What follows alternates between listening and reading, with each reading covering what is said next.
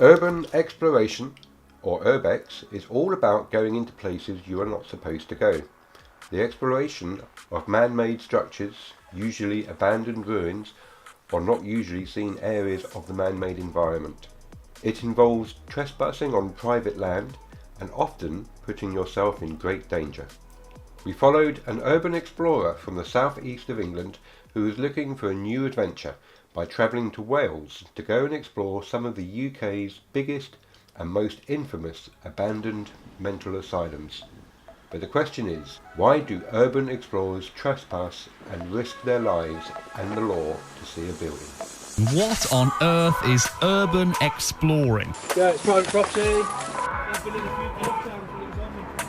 People come into your house anytime they like. And the architecture and the decay and the photo opportunities as well. Without urban exploring, I don't know what I would be doing. Hi, my name's Chloe, I'm 18, I'm from Sussex and I'm an urban explorer. So basically I go to abandoned places and I take pictures to document the building. Urban exploring to me is like, it's almost like a way of life. Like, without urban exploring, I don't know what I would be doing. I don't want to get a picture of the entrance. Yeah, can I do that actually? Yeah. Because I want to do that.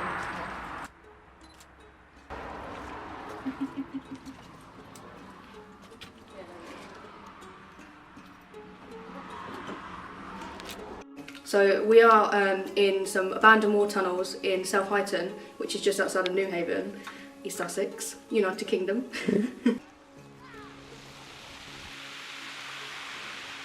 I'm Matt, I'm 17, I'm from Sussex. I am Sean, I'm 25 and I'm from Tom Jones.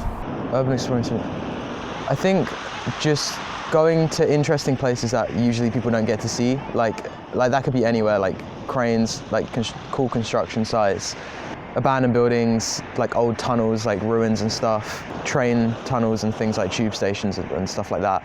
It's an escape from reality. So like standing on top of a abandoned hospital, looking down at people stuck in like rush hour, just doing a normal life. I'm just up there like, just living. I haven't been up there. Oh my god. That's slippery. Oh, it's really slippery actually. No, it's that thing where you could do it if you ran up it. Like if you went like foot, but nothing long in it. Oh, that'd be quite a sick picture actually. I didn't get that last time. So at the moment, like above us are like people's gardens and houses, which is why they blocked it off, because like they were complaining about people going in their gardens at like the middle of the night in the day. When I was here with Sean, this was like the area where me and Sean like both like lost colour in our face. Just let me know if you do get lightheaded, because we definitely like, you know what I mean. So up here there is nothing. It's like a gate which is locked. If you look up you can see the gate. Oh, I think the gate's open. Is it? The gate's open. To where? I haven't been up there like fully. So basically, last time I was here, behind you, the gate was like locked. The gate is now open. So this part's new for me, and obviously new for you. But behind me is like a whole like another set of stairs with ladders. So once we've got our breath back, we've had a bit of water, because literally we've lost like all colour in our face, like we're struggling to breathe. So in a second, we're gonna carry back on and just explore what like this part of the tunnel, and then go back down and then see the rest of the tunnels. So yeah, done. Oh no, it's not nice. Oh no, I'm getting no, fuck this, fuck me. Oh my god, no. There's something I don't like. Spiders. It's tiny. No, it's fucking... Oh, but there's loads of them. What? So what I take exploring with me is, it's not a lot of things anymore. I used to take a lot of things with me, but it's like kind of standard now. So this is my camera that I use. It has a fisheye lens on it.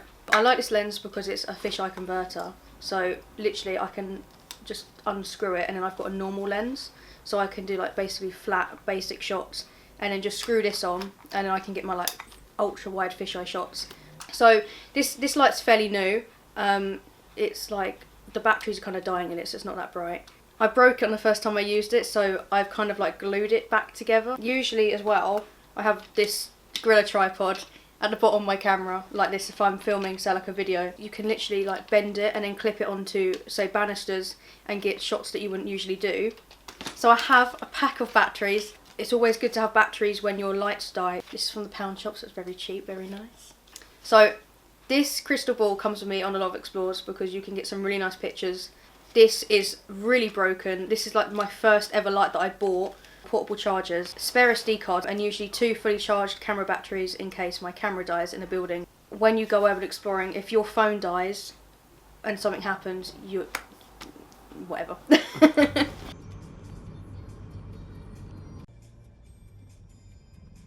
I went to this church in Brighton and we like got in through this window. We didn't expect to even get in. There was like an abandoned house next to it that we were going to. And yeah, we got in through this window. This was like a massive church and we just got up to the roof and it was like the coolest view over the whole of Brighton. And then we got into the basement. We went below like the main like chapel area, got into the basement, and then the basement was still filled with everything that was left there. And then from the basement we went up into like a middle sector, and it was like in Charlie the Chocolate Factory with that corridor that gets smaller at the end, you know that one? And it was just this really dark, long room, and when we walked in it was completely unexpected. We went through a tiny doorway and we just turned and there was this huge room, and yeah, it was just like completely dark, and it was so sick like to find that. Best place I've explored is probably Mountfield House. It's basically this abandoned mansion who belonged to this couple, and there's just all of their belongings left inside. You can find loads of history about inside. It's just really like a step back in time. Original window. It's very nice. I'm falling down the ceiling as well. I could potentially fall into a basement. Oh no. How safe is it around there? No, there's literally like, it's all covered in what I'm standing on. Right. It's not safe at all, and I've just noticed something. I can literally see all the way down. I'm looking for the stairs. But somebody's outside the front door making like a weird noise. Because I heard someone go through the scaffolding.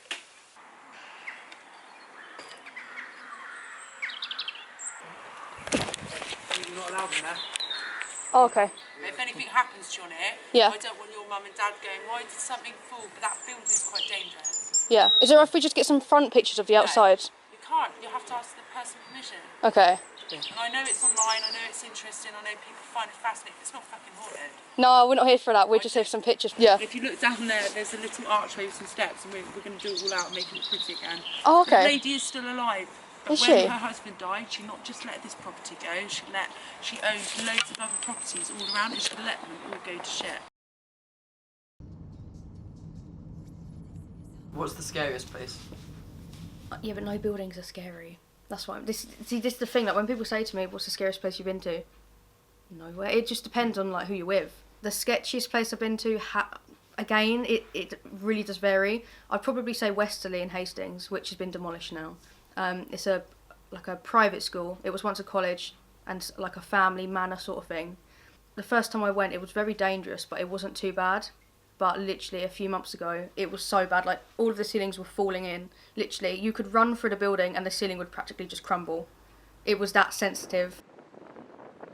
The one location that I've been to with like the darkest history is the John Lowe murder house, which is in Farnham. That is simply just because obviously it's a murder house. He shot his stepdaughter, like a couple of his dogs and his wife.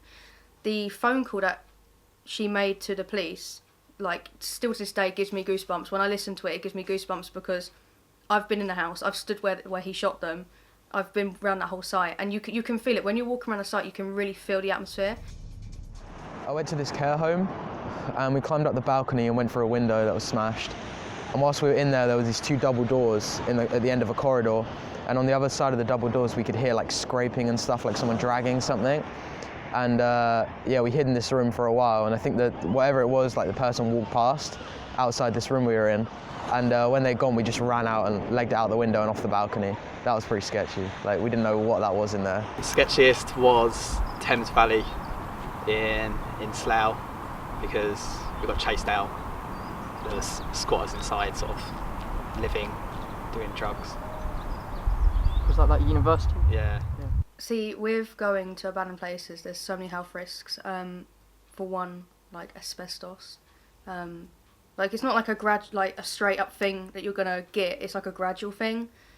I don't really know anything about that because I don't want to look into it because then I'll probably want to stop exploring. But there are a lot of health risks. Things can go wrong as well. That you could literally fall through a floor, you know, twist your ankle, break your legs. My health. I don't know really. Well, I mean, I take some precautions. Like sometimes I wear a mask. I wear boots and stuff. But I should probably worry more about health. On the 2nd of June 2018, 30-year-old urban explorer Rebecca Bunting died when swept away at Pennypack Creek in northeast Philadelphia during a flash flood whilst taking photos inside the storm drain. Her body was recovered the next day. Aren't you just trespassing, and isn't that illegal? It is trespassing and it's not illegal. It's civil law. I've had a fair amount of police encounters. I've been in enough times when it was open. Yeah, it's private property. So the first time I got caught by the police was, I must have been about 15 or 16, and we went to this primary school which is not too far from me. I actually went there, well it's actually an infant school, I actually went there for like year 2, and we got caught actually on the roof, and they were very rude about it because obviously we were very young for doing this kind of thing. Like we're not vandalising, all we're doing is taking pictures. So some of them, they're like very chill about it. See, with the police, some of them, they understand why we're doing this urban exploring. Like, they're like, oh, it's cool, we look at the websites, when we go on holiday, we do it. But then you get some of them that are so odd about it. Like, they actually treat it like you're a proper criminal. So for me, my favourite place that I've ever explored would be the H.M. Holloway prison in London. Okay, what's going on, people? Welcome back to another video. So today, we are in this abandoned prison in London. There was like a woman like down a side little alley thing, and I was standing at the gate bit waiting for you, and I saw her. This is derelict, isn't it? Yeah. That's mad. Oh wow, look. This is like their whole setup. Yeah. So me and Ben, we were looking for the pool in the swimming pool, like the swimming pool in the prison. We just wanted to see the swimming pool, like we didn't care about anything else. We're like, we need to see the swimming pool. So we just carry on walking around.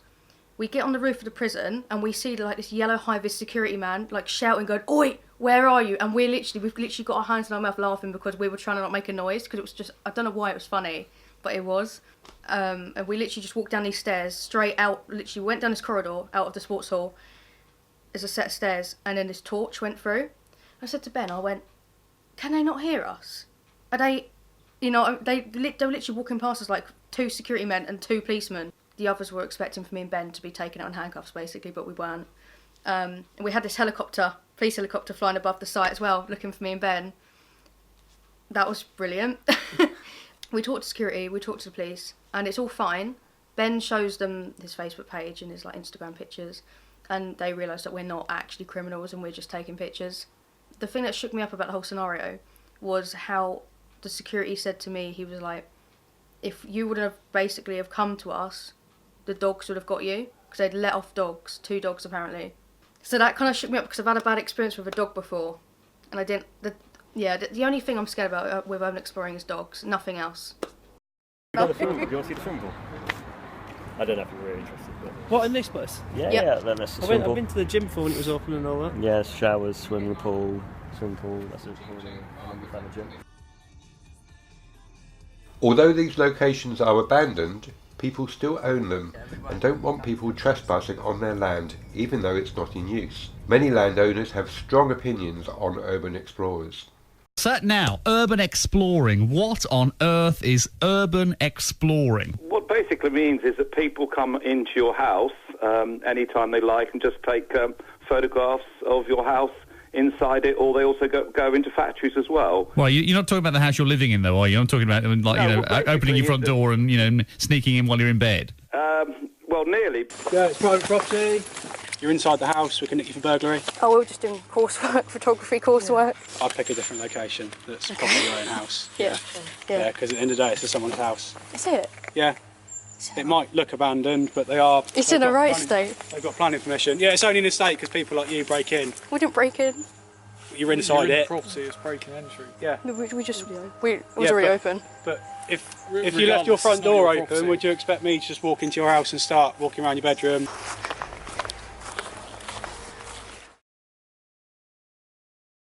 I live with my mum, so she obviously knows when I'm going urban exploring and going to abandoned places. And I have to tell her in the morning when I'm going, because then she won't get nervous about it. She's not happy with me doing it, but then when I come home and show her the pictures, she's like quite impressed and quite proud. So my mum has been on a few explores with me, and she did like it, but she was very nervous. If she wouldn't have been with me, and she would have been with, like, say, like a friend or something, like somebody her own age, she probably would have felt better, but it's the fact that she felt like she had to protect me in case something went wrong or something. But she generally did enjoy it, and I'm going to try and get her to go back out a bit more with it.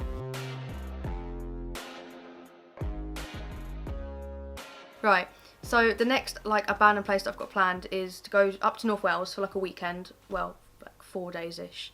And we're going to go to some like asylums. We're going to attempt Denbigh, although Denbigh's very tight security with the police, and just everything basically. We're still going to attempt it. We're going to go to Telgarth Mental Asylum, which is actually like basically mid-Wales. So that's all I can say. Top secret. Okay, so today is the day of us leaving to go up to Wales. From my house to the hotel, I believe it's just over 250 miles, and it's going to take just over 6 hours to get there. My worries for the weekend is access into Denbigh, because it's the main place that we want to go to, as Denbigh's such a big, famous location. Things that I'm looking forward to for the weekend are obviously going to some locations, seeing Wales, because I've never been up to North Wales before, and just basically exploring the villages just as well as seeing the places that we're going to.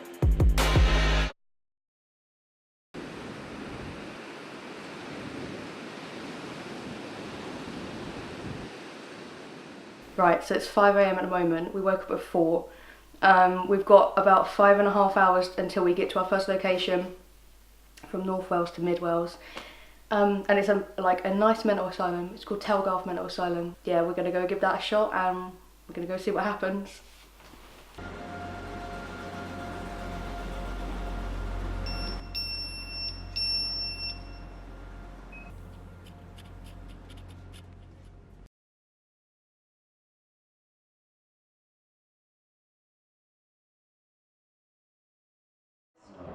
And passengers for these stations should ask the conductor on the train to arrange for the train to stop to allow them to alight.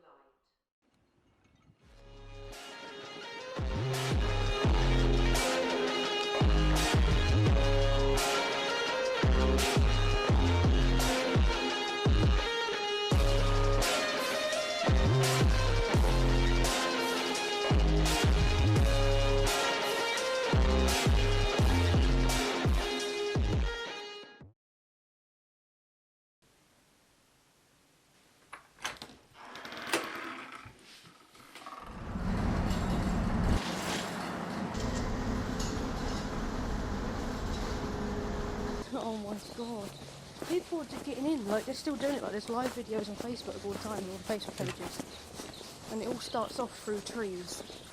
We have tried every single route possible. We've walked around the whole of the outside of the building, on like the roads and public footpaths.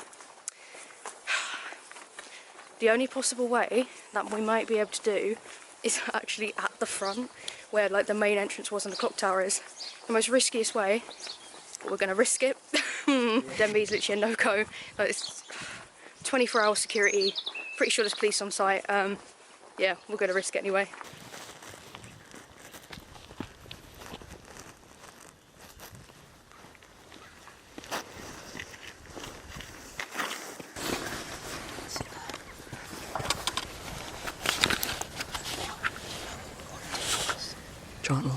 I don't know if security are over there or they're there, because the access we saw was over there. I just keep down. Oh god.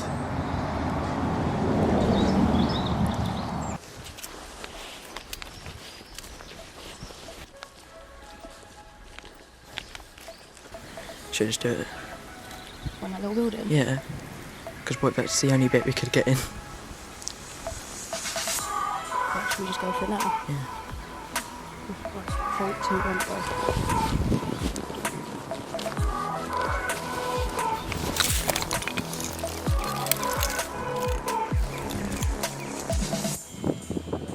Should we just go up there? There's a security hut there, but we could. Should we just walk up? Yeah. Oh no, there's a truck.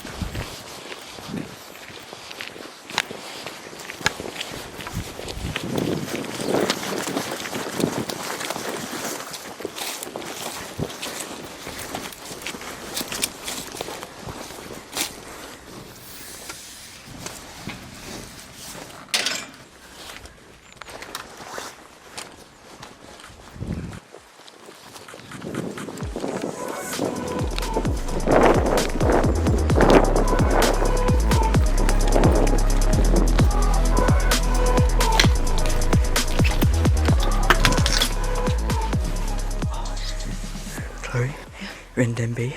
We're in Denby.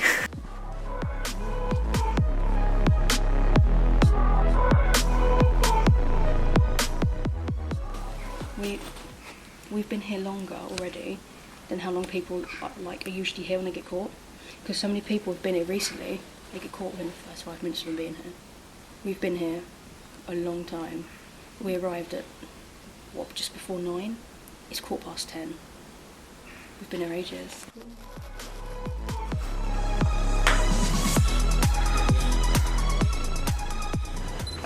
Well, these metal poles here, I'm guessing that they are holding, they're obviously holding the ceiling up. Look, you can see that big crack there. But I'm wondering if they want to preserve this bit. It's understandable, it's a really nice building and stuff, but it's making me think, I don't know, what I'm hoping is how open this is. This bit is so open. Yeah.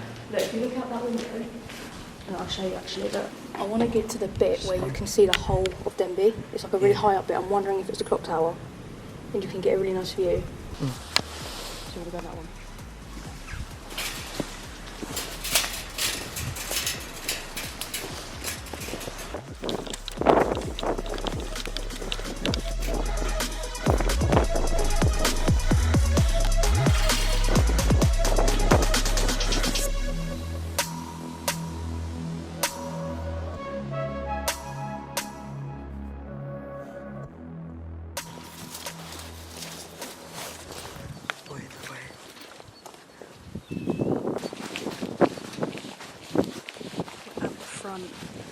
Denby.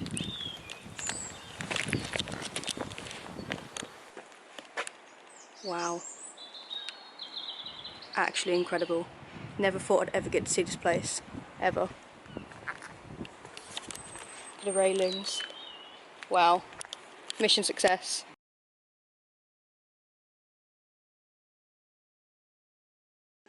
Okay, so I just got back from the Wales trip. We did some amazing places. We did Denby Mental Asylum. We did a mansion. We also did this castle hotel kind of thing. We definitely had some issues with the trip, with some locations and travel arrangements, but we managed to sort it all out with backup places and Google Maps telling us how to get to places. So yeah, overall the weekend was really good, and I'm definitely glad that I went to North Wales.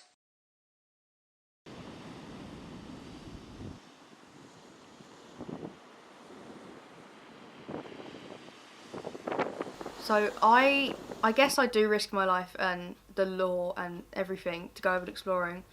I don't have a reason, it's just a passion, it's a huge interest. You just make new friends, and it's just a great experience. It's definitely got me out of my hole.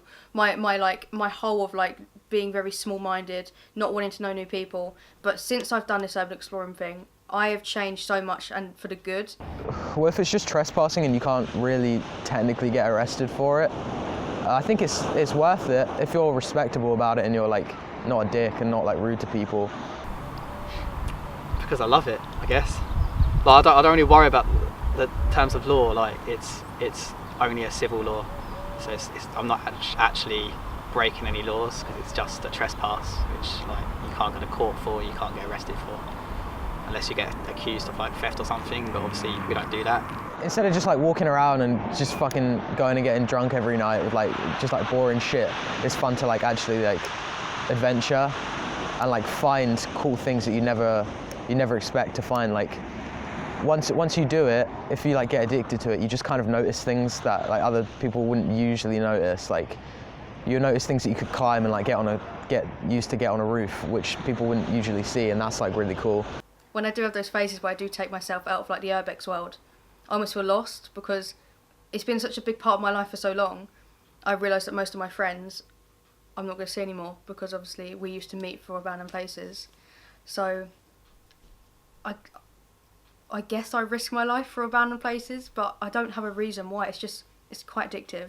Once you start, you don't really go back. Yeah. Why abandoned places and why not anything else? When you do like go to like a location, you usually explore the town as well. So you're not actually just going to an abandoned place. You're actually going to a whole new village with a whole different shops, a whole different setting, different people, and it's nice to see. And you just become more open-minded to travel. You could travel. You could go to Devon, not go to an abandoned building. True.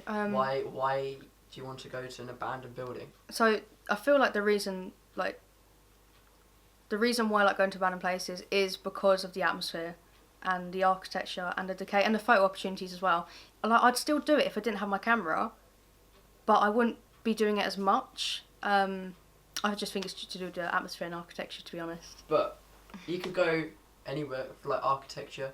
You could like just walk around your town. Why somewhere that's abandoned? Like you could just go to anywhere, like a historical place. Atmosphere, risk of getting caught, photography, decay, back, and also the pictures of the decay. Like I could go to London and just take a picture of a building and inside a cathedral, you know, like get those nice like normal pictures. But yeah, I want to go to an abandoned building and take pictures of decay. I just think it's the atmosphere and the looks that you can get with your pictures. I like the secrecy of abandoned buildings because I just want to know what's going on. I want to know why buildings are derelict. So I like to know what's behind the keep out signs. And I just like to trespass basically. Can't say that.